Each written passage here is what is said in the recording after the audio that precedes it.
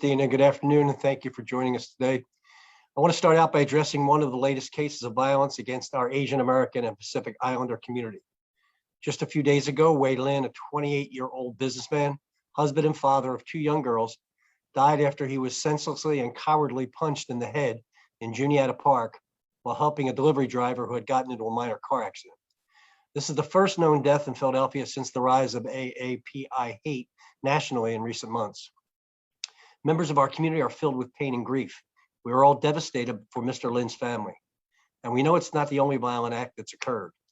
We recognize the trauma and fear inflicted on our Asian American and Pacific Islander community during these uncertain times. So let me be perfectly clear. There is no place for hate or violence in our city against our AAPI brothers and sisters, or anyone else for that matter. Our administration takes these unspeakable acts very seriously. We are working with the police and leaders from the AAPI community to address concerns and create safer streets for all.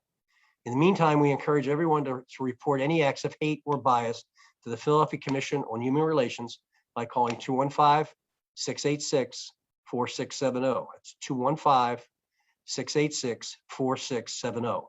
An anonymous hotline is also available at 215-686-2856, 215-686-2856. You can report hate in your preferred language, and you have a right to request services in your own language at any time, and this includes 911 calls. The city is committed to keeping our vibrant AAPI community safe. We see you and we stand with you. I will review the case that the mayor and the police commissioner referred to in the beginning of the press conference. Back on May 24th, approximately 12 noon, there's an auto accident in our 24th district around 4000 block of L Street in Juniata. That auto accident is believed now to be Wei Lin. It was involved in it along with a female.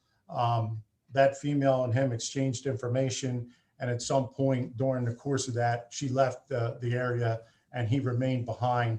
And there was numerous witnesses. Police took a report. He remained behind with his vehicle. At some point, the defendant in this case, Jose Figueroa, a 30-year-old male, arrived at the scene, was enraged because at this point, our investigation shows, I think the auto accident was with a relative of his. He got into an argument with Mr. Lin and punched him one time in the head. That caused him to strike his head on the ground, and he was immediately, police were called again. He was taken to Temple Hospital. Approximately 3 days later, he succumbed to his injuries. The district attorney did charge Mr. Figueroa, and he's in custody at this point.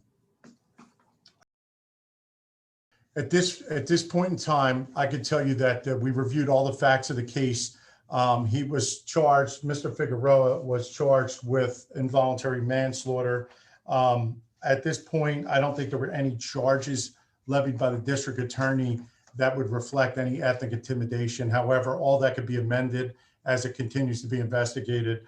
It appears that this individual was completely out of control. He was enraged, and he punched this individual who was obviously smaller than him. One punch hit his head, and then he fled the scene, and the individual was fatally struck because he hit his head and passed away. So at this point, I don't have any evidence to that effect, but we're still looking at the case very closely.